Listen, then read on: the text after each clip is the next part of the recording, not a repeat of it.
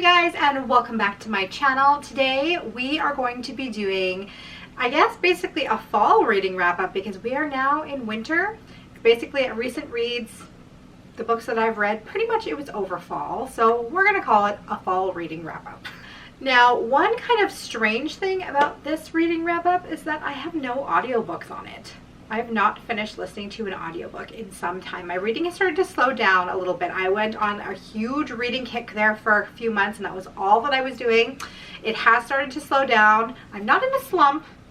I just haven't been reading as much lately. So the first book that I read in the fall was Stephanie Garber's Fanelli. I cannot tell you guys how much I loved this book.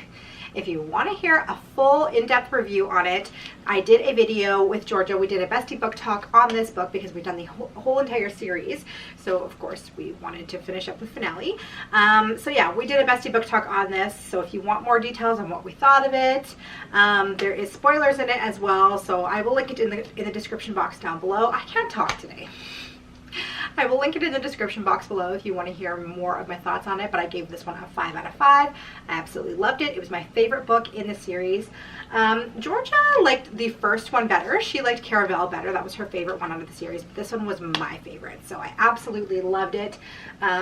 Stephanie Garber is just, I cannot wait to see what else she puts out there because I think she's going to be an amazing author in our time, and she just, this was her first series, and even Caravel being her first book, it was just so well done. So well done.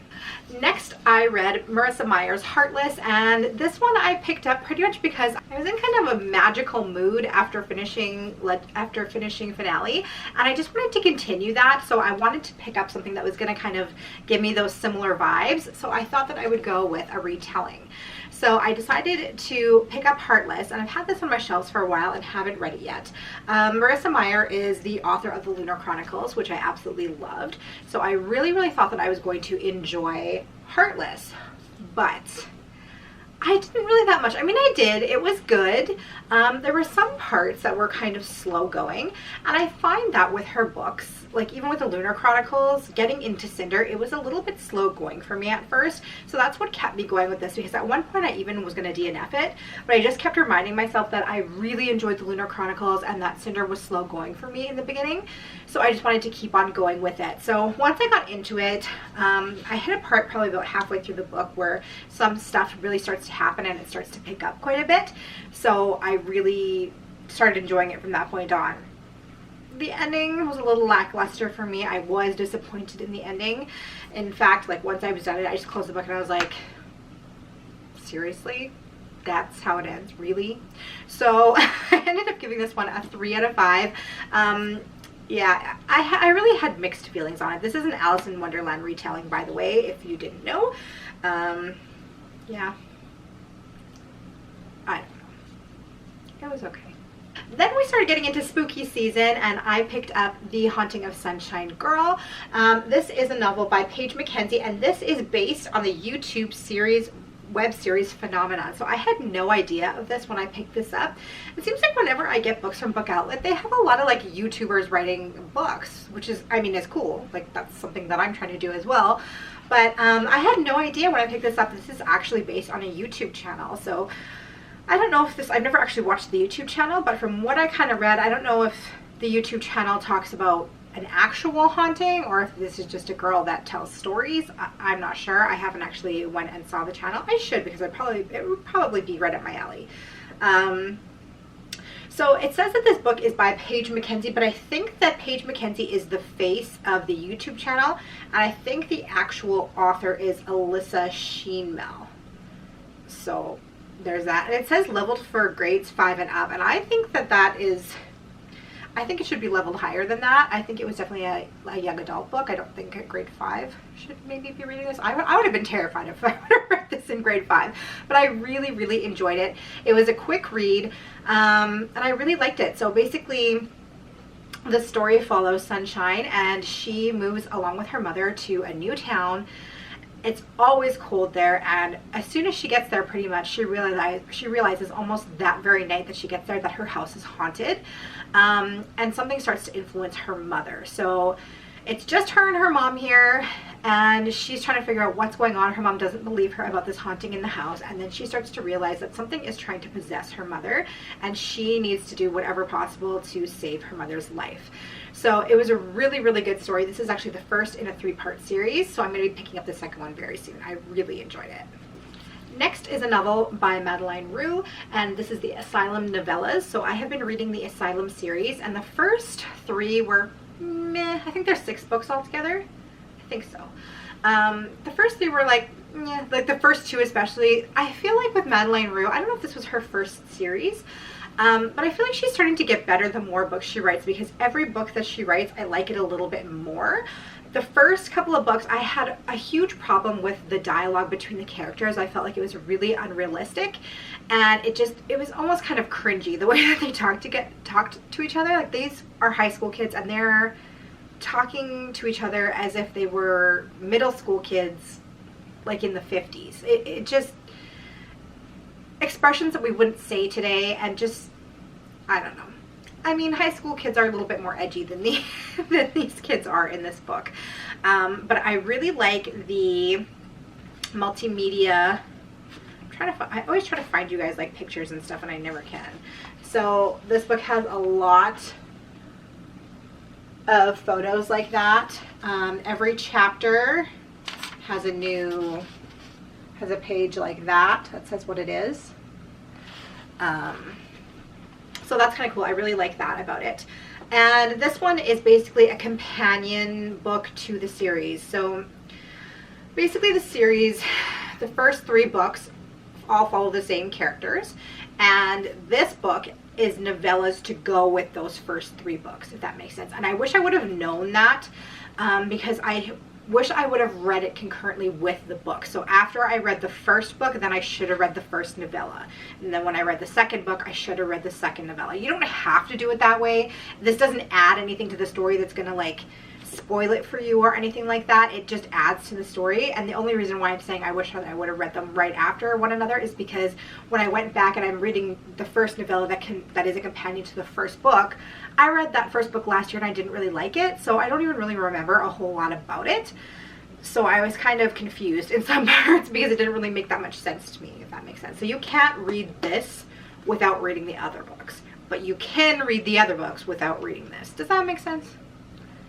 Anyway, I gave this one, I think I give this one a 3 out of 5. And you can definitely tell, like I said, the first, as she's writing more books, she's getting better. And the first novella she must have written right after she wrote the first book, because the writing style is similar. But then by the time you get to the third novella, the writing style has matured a little bit, same as her third novel. Does that make sense? I don't know. And next was the last book in this series. This one is Escape from Asylum, and this is an Asylum prequel. And this is the book that I ended up liking the most. I really enjoyed this one. This one you could probably read as a standalone as well. If you didn't want to read the other ones, you could read this one as a standalone. I really enjoyed it. This one focuses on patients in the asylum in the beginning novel. So in the first novel, we're basically taken with these 3 kids to a haunted asylum, and this focuses on the ghosts. They're not actual ghosts at this point. This is focusing on when the ghosts were alive and they were in this asylum and their story, and I really, really enjoyed it. Writing style definitely improved, so I give this one a 4 out of 5. The next to last book that I ended up reading was The Beast is an Animal by Peter Nell Van Arsdale, and I really enjoyed this one. In fact, the first chapter, it was written kind of whimsically, but also kind of haunting. It was really, really cool, and it grabbed me. Like, that first chapter, I actually messaged Georgia and I was like, you have to read this book, because I was hooked from that first chapter. So I'm going to read you quickly the synopsis for this one. It says, Alice was 7 the first time she saw the Soul Eaters. Twin sisters, they radiated an energy that excited Alice. Through them she felt the wildness of the forest and the beast within it. Too late she learned of their power to destroy. At 15, Alice knows too much about both the lure and danger of the Soul Eaters. She lives in a world of adults who are terrified of their power. Fear of the Soul Eaters and of the Beast rules their lives. Even more, they fear the ways in which the Beast may lurk among them and within a girl like Alice. As the threat posed by the Soul Eater grows, Alice must undertake a journey through the wild danger of the forest, but the greatest danger is not outside her. Alice hides a truth about herself that she can reveal to no one. Alice's secret about who and what she is terrifies her most of all, and in order to save her world, she must also risk losing herself. So I really did enjoy this one. There was a part kind of in the first third of the book where it kind of like drudges along a little bit. It's a little bit slower paced. But once you get past that, I did really enjoy it. And Georgia and I are going to have a bestie book talk on this book coming up. So stay tuned for that. I'm not going to give you guys too much insight onto my thoughts on this one. I did give it a 4 out of 5, so I will say that. And look for a bestie book talk coming soon for this one.